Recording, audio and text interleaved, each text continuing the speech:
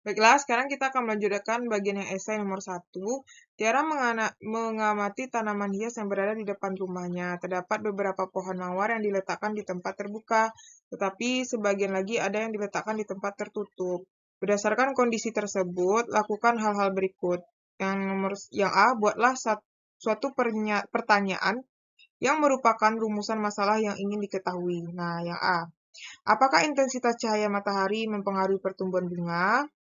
Yang B, rumusan jawaban pada pernyataan yang merupakan hipotesis. Nah, tanaman mawar ditempatkan di tempat terbuka atau cahaya penuh akan tumbuh lebih baik dibandingkan dengan tanaman mawar di tempat tertutup minim cahaya. Jadi, hipotesis itu kan jawaban sementara ya. Kita lanjut nomor 2. Yang A dulu ya. Dani mengukur kecepatan Sony saat berlari mengelilingi lapangan basket. Yang A, pengukuran besaran apa saja yang bisa dilakukan. Nah, itu bisa kita menghitung jarak ya dan waktu. Kemudian atau bisa juga keliling jarak aja lah, nak. Yang B, tuliskan alat dan bahan yang dibutuhkan untuk melakukan pengukuran tersebut. Alatnya bisa kita gunakan stopwatch ya, stopwatch dan meteran. Meteran di handphone bisa juga ya, di HP. Kemudian yang C, jelaskan langkah-langkah yang harus dilakukan sehingga kecepatan Sony saat berlari dapat ditentukan. Nah, kecepatan itu ditentukan dengan yang pertama kita menghitung jarak ya.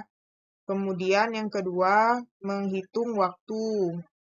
Nah, yang ketiga kita mendapatkan kecepatan dengan rumus jarak dibagi dengan waktu. Oke. Lanjut, nomor 3. Di dalam laboratorium IPA terdapat beberapa alat ukur panjang yang tersedia, di antaranya penggaris, jangka sorong, dan mikrometer sekrup. Edo ingin mengetahui kedalaman sebuah kaleng minuman. Alat ukur apa yang digunakan oleh Edo? Jelaskan. Nah, jadi yang digunakannya adalah jangka sorong.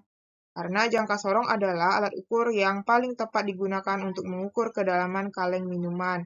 Karena memiliki rahang geser yang dirancang khusus untuk berfungsi pengukuran kedalaman.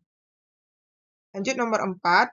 Tetapan gravitasi bumi adalah G bumi, yaitu 9,8 meter per sekon kuadrat. Gravitasi bulan GBL aja ya, 1,6 meter per sekon kuadrat. Nah, yang ditanya berat batu di bumi. W di bumi, yang B, W di bulan, yang C, massa. Massa batu di bulan, WBL. Nah, dijawab ya.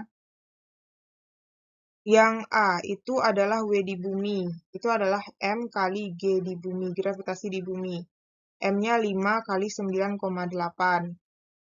Nah, 5 kali 9,8 itu adalah 49 Newton. Kemudian yang B, W di bulan. W di bulan itu adalah M kali GBL. Berarti 5 kali 1,6 ya. 5 kali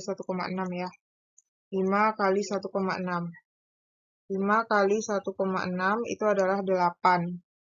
8 Newton. Dan yang C adalah massa di bulan ya tetap 5 kilo ya. Massa itu kan nggak berubah. Nomor 5.